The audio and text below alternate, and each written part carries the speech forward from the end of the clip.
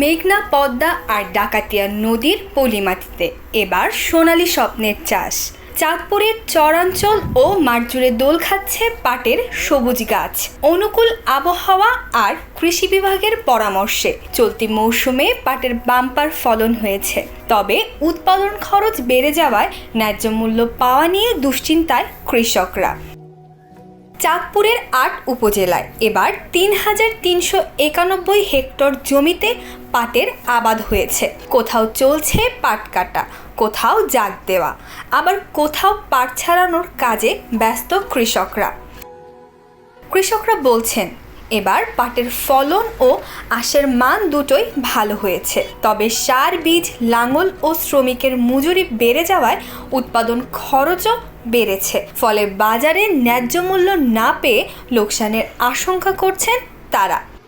তুলনামূলকভাবে অন্যান্য বছর থেকে মোটামুটি ভালো হয়েছে, কিন্তু যেই টাকা খরচ হয় লাঙ্গল, চাষ, বীজ, সার, কীটনাশক এবং লেবার খরচ মিলিয়া, এতে করে আমাদের যদি সরকার ন্যায্য মূল্যটা না দেয় তাহলে আমাদের অনেকটাই লস হবে। আর যদি ন্যায্য মূল্যটা পাই তাহলে আমাদের ভালো হবে। আলহামদুলিল্লাহ পাটের ফলন ভালো হয়েছে, তবে কিন্তু আমরা যে লেবার খরচ দিয়া, আমরা বীজ দিয়া, আল খরচ দিয়া, সার খরচ দিয়া এই দামে কিন্তু আমরা পৌঁছাতে পারি না। যেন আমরা পরিশ্রমিক যে ব্যাপারটা, ওই পরিশ্রমিক দিয়ে আমরা কিছু পাইতে আসি না। তাইলে আগামীতে আমরা যদি ন্যায্য দাম না পাই আমরা কিভাবে পোষাবো?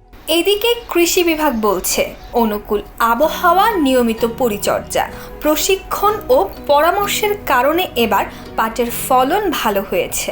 মিল কারখানাগুলো সচল করা গেলে ভবিষ্যতে পাটের আবাদ আরও বাড়বে। সরকার আমাদেরকে নির্দেশনা দিয়েছেন এবার পাট উৎপাদনের জন্য ৩,৩৮৮ হেক্টর জমিতে পাট আবাদ করতে হবে।